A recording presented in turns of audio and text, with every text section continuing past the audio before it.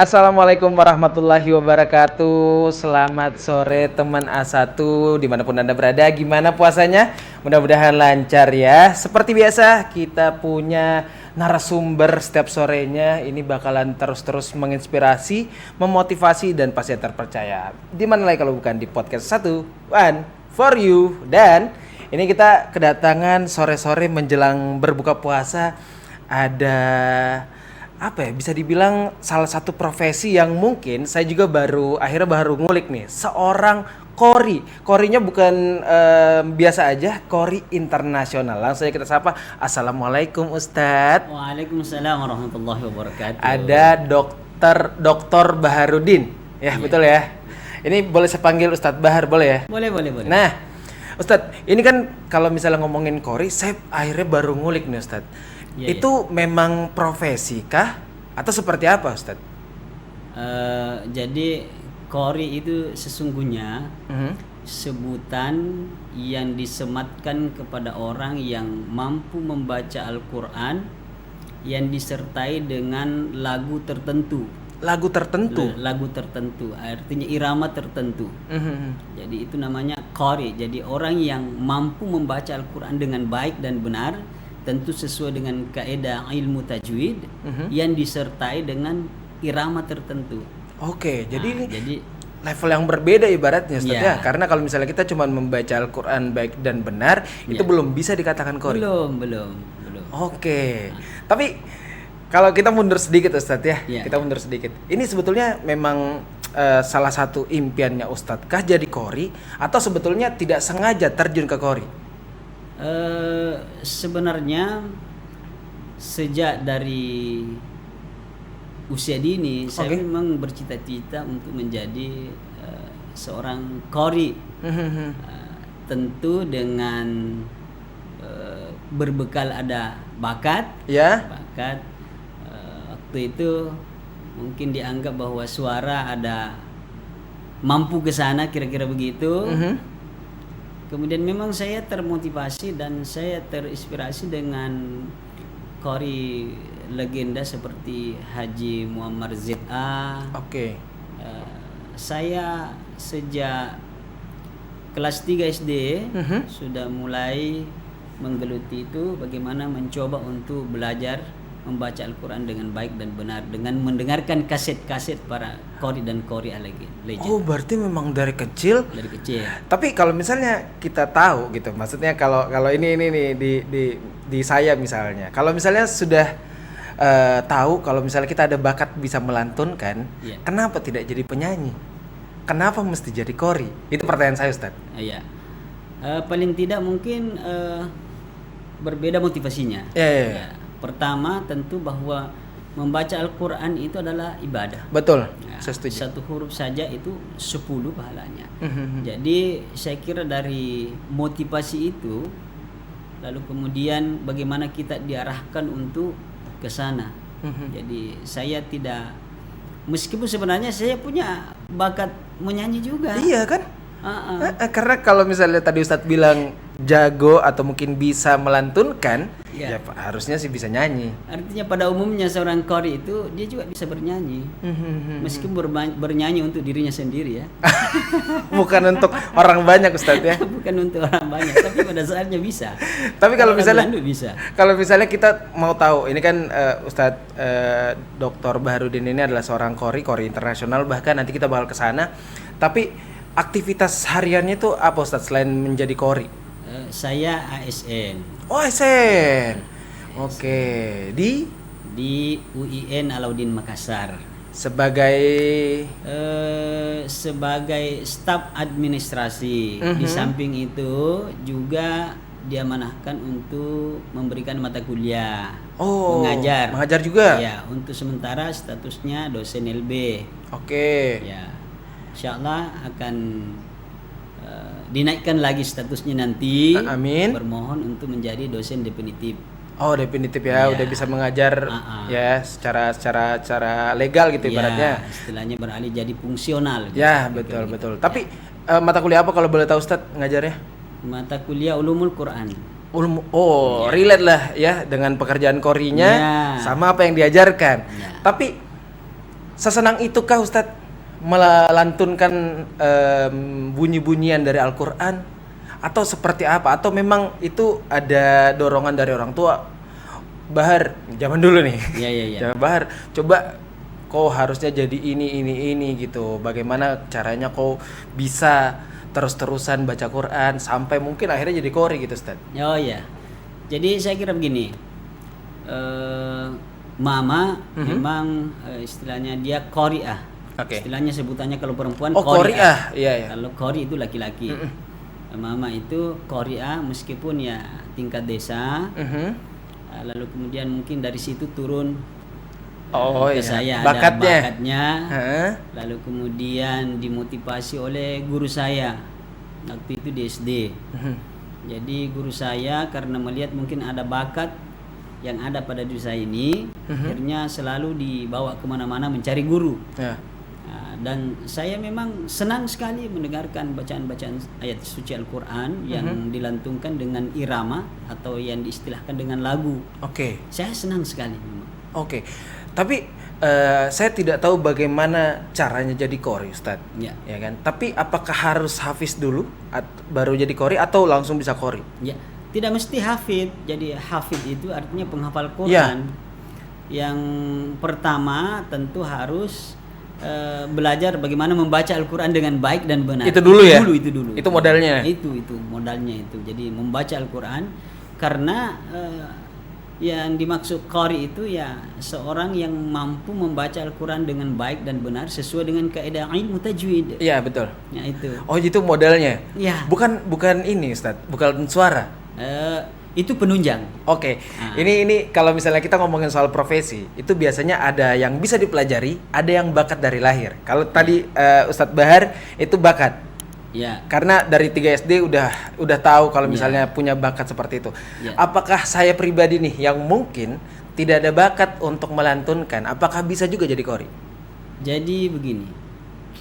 Bakat itu artinya modal awal, lalu kemudian ditunjang oleh suara yang bagus, karena boleh jadi kita sebenarnya ada bakat. Artinya ketika kita mendengarkan kita mampu menirukan itu, tapi karena tidak ditunjang oleh suara, akhirnya ya begitu-begitu. Jadi suara itu bagian dari hidayah Tuhan, hidayah Allah. Berarti qori itu apakah bisa dipelajari? Atau memang justru itu ya udah bakat aja, kayak nyanyi gitu, Ustaz. Karena kalau nyanyi itu kayaknya bakat deh. Ya. Karena kita sudah punya modal suara yang bagus, tinggal diolah, tidak fals atau mungkin nyampe di beberapa not, ya kan. Nah, itu kan hampir sama dengan qori kan. Ya. Apakah memang akhirnya harus punya modal suara bagus dulu kah baru bisa jadi qori atau seperti apa? Jadi menjadi qori yang tentu yang bagus begitu harus diawali dengan belajar. Ada prosesnya. Jadi prosesnya tidak simsalabim. Artinya langsung jadi begitu saja. Saya kira dia harus melewati proses yang cukup panjang. Karena belajar Al-Quran itu tidak ada istilah otodidak. Oh, nah ini Jadi dia nih. harus belajar. Ini dia nih. Jadi memang betul-betul kalau kita ke TPA, ya kan, itu penting gitu, Ustaz ya? Iya. Oh, penting. Karena belajar itu pun harus talaki, harus berhadapan dengan gurunya, berhadapan langsung dengan guru. Itu. Ya. Walaupun banyak orang bilang Al-Quran itu adalah pedoman hidup kita, tapi yang ajar kita untuk melihat pedoman kita di Al-Quran ada gurunya juga. Iya betul. Supaya kita tahu mana yang salah, mana yang benar. Benar. Jadi Al-Quran memang betul pedoman. Ya. Tapi bagaimana mungkin Al-Quran bisa menjadi pedoman kalau kita tidak mampu membaca dengan baik. Bacanya salah. Bacanya salah saja. Jadi membaca saja tidak benar. Iya. Bagaimana bisa Al-Quran menjadi pedoman bagi dia? Tapi Apalagi memahami. ada pertanyaan saya sih Ustadz. Katanya Allah itu Maha tahu. Ya. Iya kan. Nah, kalau misalnya kita salah baca Quran, kata orang nih, ini lagi-lagi makin kesini makin kesana dia Iya, ini iya, Ustadz iya. ya. Maksudnya ada hal-hal yang sering sekali dipelintir gitu. Makin tumbuhnya perkembangan pemikiran kita. Katanya yang kayak kalau saya baca Al-Quran salah, Allah Maha tahu Ji. Tujuannya apa? Oh, iya, Itu iya. gimana tuh? Saya kira itu statement bagi orang-orang yang al-kutu wal malas. Artinya sekarang ini kan tidak ada lagi alasan Yeah. bahwa saya tidak bisa belajar ini. Sekarang Makin canggih bahkan ya. Makin canggih. Apa yang kita cari? Semua ada di HP. Betul. Siapa sih yang tidak punya HP sekarang? Ya. Nah, iya kan? Iya. Jadi belajar Al-Quran tidak ada lagi istilah bahwa saya tidak bisa ini kan. Iya. Harus belajar. Karena membaca Al-Quran itu disertai dengan tajwid itu wajib ain. Wajib ain. Jadi bukan wajib kifayah, tidak boleh Ya. diwakili orang lain. Salat, Ya. salat sendiri siapa yang mewakili? Ya kan? Ya. Bacaan Fatihah kan wajib hukumnya. Wajib hukumnya. Rukun dalam salat. Heeh. Terus bagaimana kalau tidak mampu membaca Al-Quran dengan baik dan benar? Bagaimana kualitas salatnya? Wah. Nah, makanya Wah, Ya ini sih. Jadi kalau misalnya kita sok-sokan mau jangan nggak usah dulu deh hal-hal yang ini ya, hal-hal yang mungkin mau menambah wawasan kita beragama, nggak usah dulu. Al-Quran dulu. nah ini dasar utama itu. Betul. Ah. Dan itu yang akhirnya bikin Ustadz akhirnya tertrigger ya. Ya, betul. Jadi saya kira itu menjadi motivasi juga buat kita semua Ya. bahwasanya belajar membaca Al-Quran dengan baik dan benar itu bukan nomor sekian, tapi dia harus menjadi number one. Oh, nomor satu bahkan. Itu pondasi awal itu. Bagaimana ibadah kita berkualitas ibadah salat kalau bacaan Al-Quran tidak bagus? Ya. Jadi tidak boleh lagi kita mengatakan Allah Maha tahu. Ya. Benar, biar Anda tidak mengatakan Allah Maha tahu, tetap Allah Maha tahu. Ya. Tapi Allah Maha tahu bahwa Anda orang kutu. Malas, kan? Itu juga Nah, itu dia. kentar dari sikap Ustadz. Iya, karena tidak mau belajar sehingga keluar statement Allah Maha tahu. Iya, Allah Maha tahu bahwa Anda Kutu. kutu. Oke, Ustadz, ini kita mau tahu sebetulnya bagaimana akhirnya perjalanannya Ustadz, prosesnya. Karena Ustadz tadi bilang panjang sekali prosesnya Iya. untuk menjadi qori. Iya. Itu kira-kira dari tahun berapa Ustadz mengikrarkan dirinya, saya mau jadi qori? Jadi sejak kelas 3 Tadi itu ya. SD Mhm. saya bercita-cita untuk ke sana menjadi qori. Ya. Ya, jadi meskipun prosesnya ya cukup panjang, berkali-kali saya mengikuti lomba, tidak pernah juara. Nggak pernah juara. Tidak pernah juara. Oke. Tapi saya tidak pernah bosan, saya tidak pernah putus asa. Mhm. Belajar terus, mencari guru, datangi guru, ya, belajar. Alhamdulillah, mungkin karena perjuangan itu, jadi proses itu istilahnya hasil tidak pernah mengkhianati proses. Iya. Kira-kira begitu ya. Ya, betul. Jadi perjalanan panjang itu alhamdulillah berhasil menjadi juara 2 tingkat internasional dunia Melayu 2021. Oke, tapi dari mana kalau misalnya kita boleh tahu, Ustadz, ini kan nanti kita bakal ke sana tuh. Nah, kalau misalnya Ustadz tahun berapa akhirnya menjadi qori? Betul-betul menjadi qori. Kan itu prosesnya panjang tadi. Dari kelas 3 SD, coba-coba gagal-gagal dan akhirnya menjadi qori. Itu tahun berapa, Ustadz? 97 itu alhamdulillah dapat juara 3 tingkat provinsi Sulawesi Selatan golongan anak-anak waktu itu. Oke. Ya, jadi masih golongan anak-anak. Mulai dari situ. Oh, dari situ, dari 97 akhirnya 97. Ustadz menjadi qori. Ya. Dan tadi sudah dijelaskan bahkan sudah sampai ke tingkat internasional, Ya, Ustadz. alhamdulillah. Alhamdulillahnya sampai akhirnya sudah diapresiasi yang sangat luar biasa itu. Itu boleh cerita nggak kira-kira? Bagaimana awal mulanya ikut kompetisi seperti itu? Itu jatuhnya kompetisi, Ustadz? Ya, kalau khusus untuk ikut kompetisi tingkat internasional itu, kebetulan Indonesia ditunjuk sebagai tuan rumah, tepatnya di Provinsi Aceh. Oke. Waktu itu Indonesia mengirimkan beberapa peserta, melibatkan bahkan meminta beberapa provinsi untuk ikut. Oke. Salah satu diantaranya Sulawesi Selatan diminta untuk mengirimkan peserta. Ya. Akan tetapi waktu itu kita terkendala dengan dana, tidak ada anggaran. Akhirnya kita berusaha untuk mencari sponsor sendiri. Diminta 2 orang peserta, tapi hanya 1 yang mendaftar, saya yang memberanikan diri untuk cari sponsor. Alhamdulillah, Basnas Kabupaten Bone, kebetulan saya putra Bone. Oh, putra daerah. Memfasilitasi itu, akhirnya bisa membeli tiket berangkat. Tiket pulangnya tidak usah dipikirin dulu. Oke. Ya, alhamdulillah, berkat itu saya dikasihlah mandat dari Pemprov, Ya. Pak Gubernur, untuk berangkat karena tidak bisa mendaftar kalau tidak ada mandat. Berkat mandat itu, lalu kemudian saya mendaftar. Alhamdulillah, dengan tentu doa masyarakat Sulawesi Selatan, orang-orang dekat, semua teman-teman, berhasil menjadi terbaik 2. Oke, itu prosesnya bagaimana Ustadz? Ini nanti mungkin kita lihat juga, nanti bakalan ada sedikit dokumentasi Ustadz lagi menjalani ya di sana ya, di Aceh ya. Tapi itu bagaimana prosesnya Ustadz? Apa yang akhirnya dinilai kalau misalnya kita ngomongin soal kompetisi kori? Ini kan sebetulnya profesi, akhirnya ada kompetisinya. Nah itu seperti Jadi apa? dalam kompetisi itu ada 4 item yang menjadi penilaian utama, ya. Jadi pertama penilaian di bidang tajwid, kemudian ada namanya fasoha. Oke, kita lihat, ini boleh diceritakan Ustadz di mana dan seperti apa? Oh, ini sudah penerimaan hadiah ini. Oh, ini sudah plakat juara 2 ini. Ya, juara 2. Cuman sayang karena mungkin pada saat saya tampil itu tidak ada yang dokumentasi. Persoalannya tidak ada pendamping. Saya berangkat sendiri. Berangkat sendiri tadi ya? Berangkat sendiri. Oke. Jadi tidak ada yang dokumentasikan pada saat tampil. Masya Allah. Untungnya ada yang mungkin teman pada saat itu minta tolong foto gitu ya. Foto ya. Saya mau kirim ya. Yeah. Nah, Oke. Ini 2021, tepatnya bulan apa Ustaz? Bulan Desember. Oh, bulan Desember Ya, 2021. ya. Tapi ini memang ada apa? Ini yang tingkat internasional itu memang ada terus tiap tahunnya atau seperti apa? Tiap tahun ada. Oh, tiap tahun ada. Nah, jadi dunia Melayu.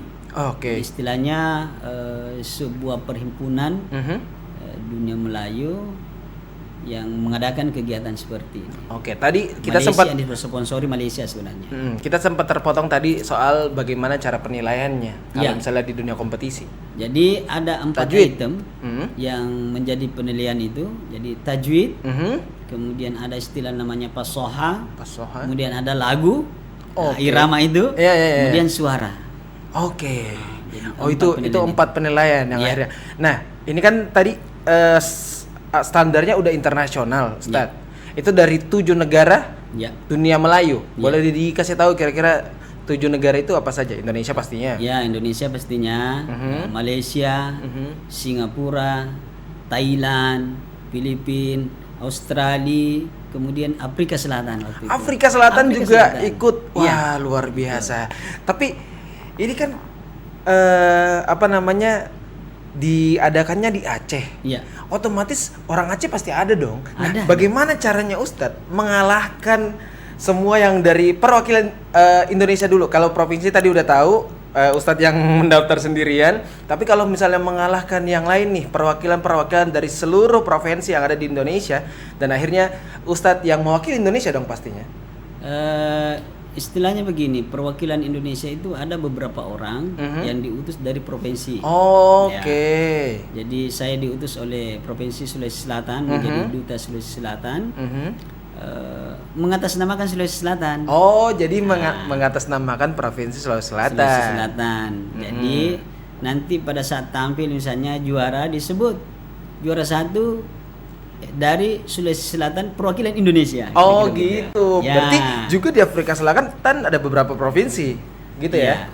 Kalau dari negeri Iya. luar negeri hanya 1 orang saja. Oke. Ini ada juga, kita lihat lagi. Oke. Jadi nanti kita bakal lanjut lagi Ustadz ya, kita bakal ngobrol. Nah, kalau misalnya teman A1 juga masih penasaran tentang profesi qori seperti apa, maka jangan kemana-mana, tetap di podcast 1 One for you.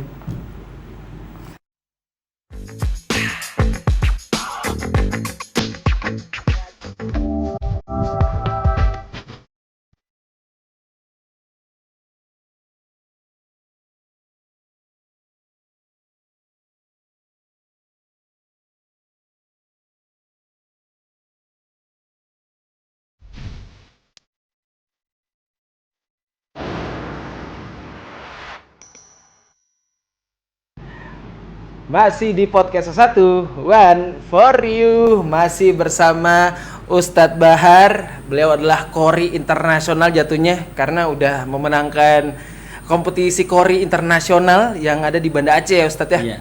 Oke, tapi saya menarik sebetulnya menarik soal kompetisinya, tapi saya pengen banget ini fundamental agama saya yang saya mau tanya Ustadz. Iya. Jadi ini kan bulan Ramadan Ustadz. Iya. Masya Allah, ini kan semua aktivitas yang bernilai pahala dilipat gandakan, apapun. Iya. Kata mama saya nih Ustaz, Iya. taraweh dan tadarus itu penting di Ramadan. Seberapa penting mengaji ketika kita ada di bulan Ramadan Ustaz? Iya.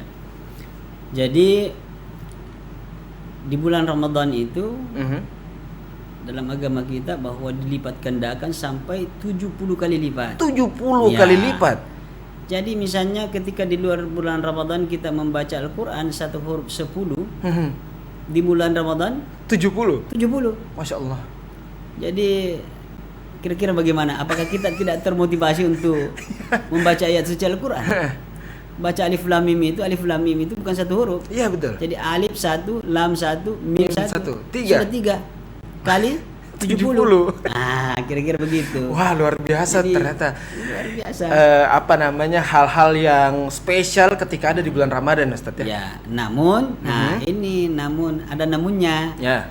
Nah, namun membaca Al-Quran itu tidak boleh semau kita. Ah, gimana tuh maksudnya? Maksudnya bahwa membaca Al-Quran itu ada kaedahnya, ada aturannya. Tidak boleh sembarang membaca. Ya. Nah, makanya harus belajar membaca Al-Quran disertai dengan tajwid. Jadi aturannya ada. Jadi tidak sama dengan membaca kitab-kitab yang lain. Al-Quran membacanya itu adalah ibadah. Tentu harus ada kaifiatnya, yang namanya ibadah tentu ada syarat-syaratnya. Betul. Ada kaifiatnya. Iya. Bagaimana caranya membaca Al-Quran harus disertai dengan tajwid. Nah, jadi kalau sholat aja ada namanya tumak ninanya, Iya. berarti Al-Quran juga ketika kita baca nggak bisa cepat-cepat banget dong. Iya Ustaz? dong. Nah, biasanya kan ada tuh. Ya, maksudnya saya tidak sebut orang sih, cuman ada yang kayak alif lam mim zalik, kalau kita gitu kencang banget gitu ibaratnya, karena mungkin ngincer satu hari satu juz misalnya gitu kan. Benar. Ya. Apa yang disampaikan Mas ini Iya. benar begitu. Jadi ada orang karena keburu mau cepat tamat, akhirnya larinya seperti lari panter. Nah, tidak jelas titik komanya. Ya. Padahal membaca Al-Quran itu ada aturannya. Jadi kita membaca satu huruf itu harus membaca sesuai dengan hak-haknya itu huruf. Oke. Ada sifatnya itu huruf. Oke. Harus dibaca sesuai dengan sifatnya. Panjangnya gitu Panjang maksudnya. pendeknya harus benar, penyebutannya harus benar. Kenapa? Dengungnya. Kenapa? Karena salah menyebut huruf, salah artinya. Itu dia. Betul. Ini penting sebetulnya ya. Ya. Jangan sampai apa yang kita mau sampaikan atau mungkin apa yang kita mau lantunkan salah. Nah, dari itu dia. dengungnya, dari panjang pendeknya. Ya. Oke. Jadi sebenarnya bacaan Al-Quran itu tidak hanya ditujukan kepada qari, tapi termasuk dai, mubalik, para penceramah. Itu juga harus bagus penyebutannya. Terutama misalnya kalau khutbah. Ya. Khutbah itu bukan ceramah biasa. Nah, jadi yang menyampaikan khutbah itu wajib sebenarnya hukumnya itu bagus bacaannya. Iya. Supaya sampai gitu. Iya. Apa yang mau disampaikan gitu ya. Nah, Karena khutbah itu katanya al khutbatu makanu raka'atain. Khutbah itu posisinya 2 rakaat, ibaratnya orang sholat. Betul, di Jumat ya. Nah, di Jumat. Nah, bagaimana kalau orang sholat tidak bagus penyebutannya? Kira-kira bagaimana kualitasnya itu? Iya betul. Dan juga kita akhirnya yang mendengar juga bingung gitu Ustaz ya. Iya. Apalagi kalau misalnya yang ngerti. Kalau misalnya kan Iya. yang nggak ngerti kan mungkin terima-terima aja. Oke, tapi ini saya mau minta permintaan Ustadz. Karena kan Ustadz itu adalah seorang qori. Saya pengen dong denger sedikit gitu. Siapa tahu boleh. Saya kan belum tahu bagaimana sebetulnya pelantunan-pelantunan yang benar dan juga jatuhnya berirama ya. Iya. Boleh mungkin coba sedikit Ustadz. Boleh. A'udzu billahi minasyaitonir rajim.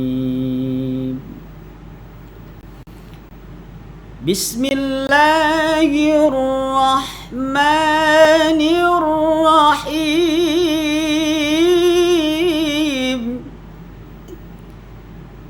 Inna hadzal qur'ana yahdi lillati hiya aqwam ويبشر المؤمنين الذين يعملون الصالحات أن لهم أجرا كبيرا.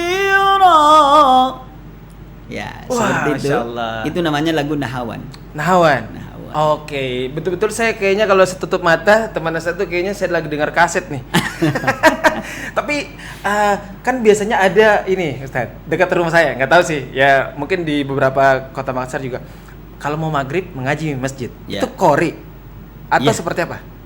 Jadi bervariasi, biasa di masjid itu ada istilah bacaan murattal. Iya. Tadarus aja. Ada yang tilawah. Oke. Kalau tilawah itu yang seperti tadi. Kalau tartil itu agak-agak cepat gitu. Oh, tapi itu kalau misalnya kita menjadi qori, ya kan? Itu adakah spesifikasinya? Misalnya kalau misalnya lagi-lagi ya, musik itu ada rock, ada pop, ada jazz. Nah, kalau qori seperti apa, Ustaz? Ada genrenya juga kah atau seperti apa? Nah, jadi kalau istilahnya qori itu tidak ada istilah begitu, karena lagu itu sudah ada patokannya khusus. Jadi misalnya kita tidak boleh keluar dari itu.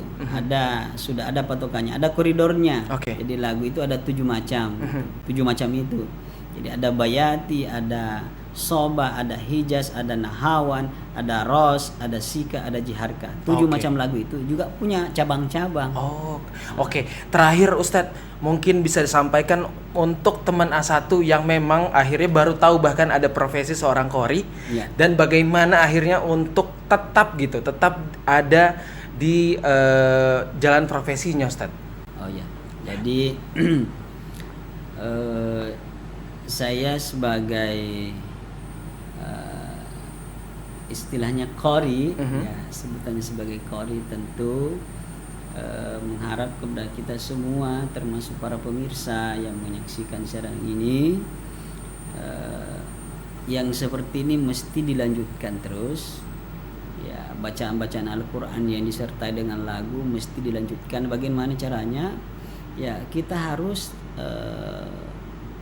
membuat istilahnya kelompok belajar untuk memunculkan generasi. Ya, supaya ada regenerasi. Begitu. Jadi yang para qori silahkan membuka kelompok pengajian.